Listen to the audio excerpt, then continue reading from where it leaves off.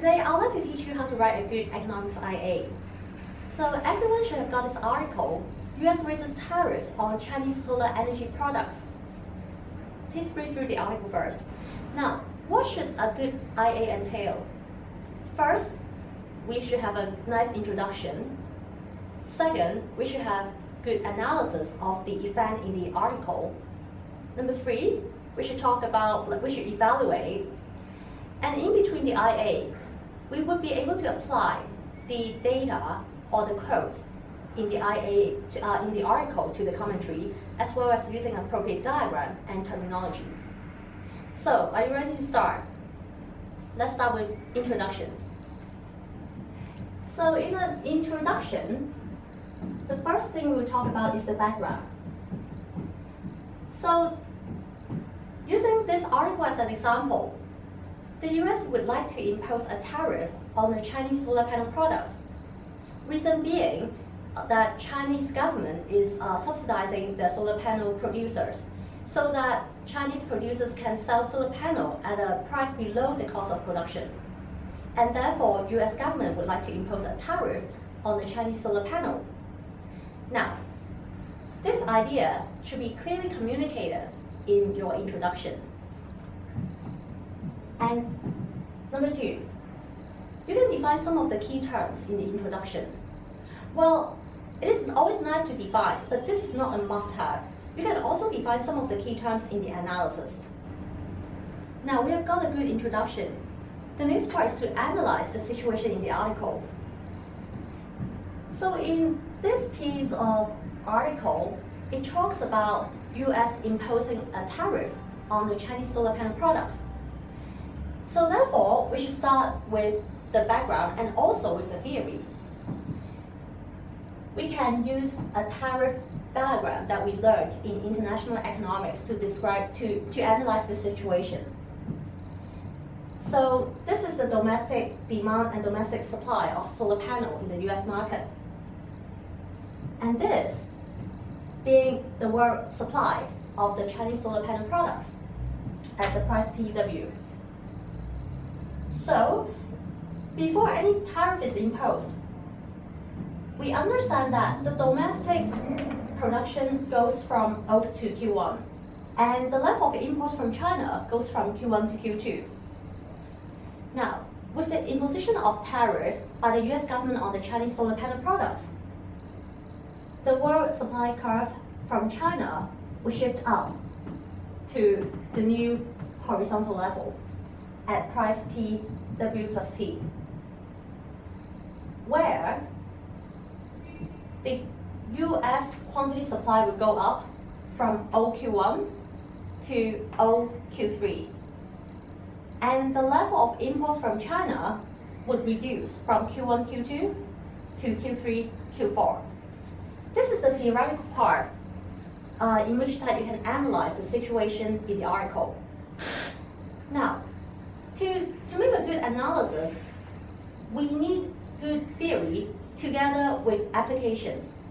So if you go back to the article, you can put some quotes in that, indeed.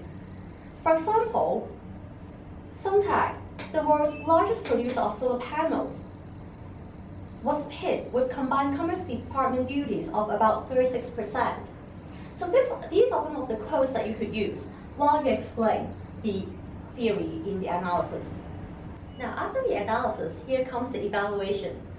Usually for IA evaluation, we can evaluate from the perspective of advantages and disadvantages of an event, or from the stakeholder perspective. So in this article in particular, I would like to evaluate from the advantage and disadvantage, and also to provide a judgment as of whether I think it provides more advantages or more disadvantages. Now, so let's start with evaluation. So if US imposes a tariff on the Chinese solar panel, it is good in a way because it prevents dumping from China.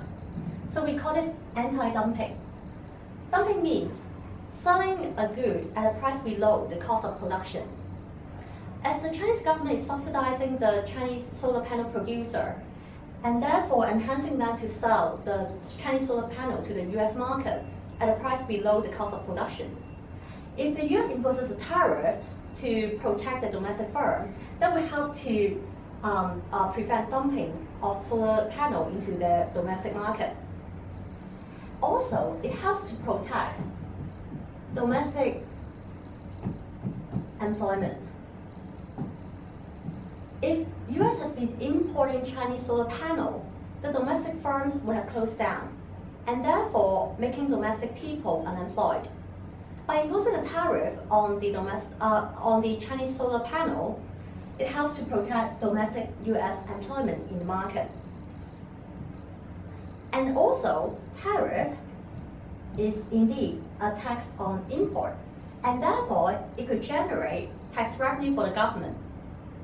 If you'd like to talk about tax revenue in greater detail, you can actually refer to the previous tariff diagram that you have drawn and identify the area of tax revenue there. Now, however, imposing a tariff on the Chinese solar panel has its disadvantages. First of all, the domestic firm will not have incentives to improve on its efficiency. It is because that the tariff would increase the barrier of Chinese solar panel getting into the US market. Therefore, there will be less competition in the US market, causing domestic firms not having enough incentives to improve their efficiency. And second is retaliation. There could be potential retaliation from the Chinese government by imposing tariff or other types of protectionist measures on other types of products sent from USA to China. So these are the pros and cons of imposing a tariff on the Chinese solar panel. And of course, there could be more points that you could add onto this list. After we have gone through the pros and cons of US imposing a tariff on the Chinese solar panel, we need to complete the evaluation section with judgment. So the purpose of judgment is to question the points presented here. Now, the first judgment that I could think of is whether it is a valid, US is imposing tariff on the Chinese solar panel products on a valid ground. US claimed that the Chinese government has been subsidizing the solar panel products. Is this true? And to what extent? So I think this is something that we can question to see whether the anti-dumping argument proposed by the US is a valid claim. The second part of the judgment could also be the extent of the tariff imposed.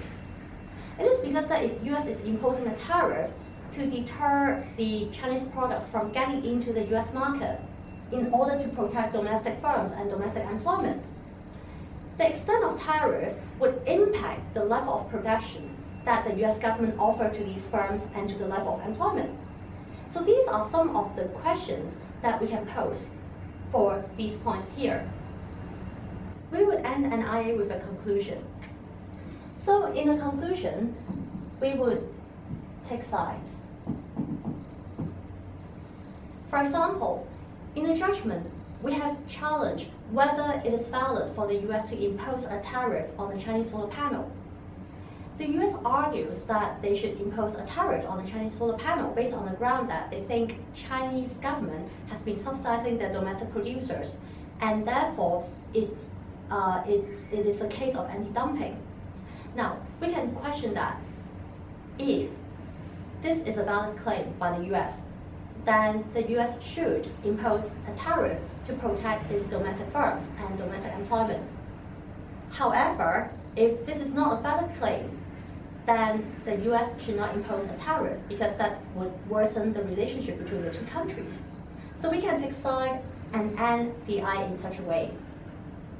Now, last but not least, I hope that everyone learns from this video. The essence of doing the IA, if we think about it, includes a few things. Number one is to consolidate the knowledge that you have learned in IB economics. For example, in here, we have learned about tariff and we have applied tariff in this scenario. Number two is the application. Well, application of knowledge into a real-life context, and also application of an article into a commentary context. And number 3 is critical thinking. The IB emphasizes a lot on critical thinking. And if you think about it, evaluation is not simply a list of points of advantages and disadvantages. We also need to think about whether the claim is valid. So I hope that everyone can take this back home and continue to develop this critical thinking skill altogether. Thank you.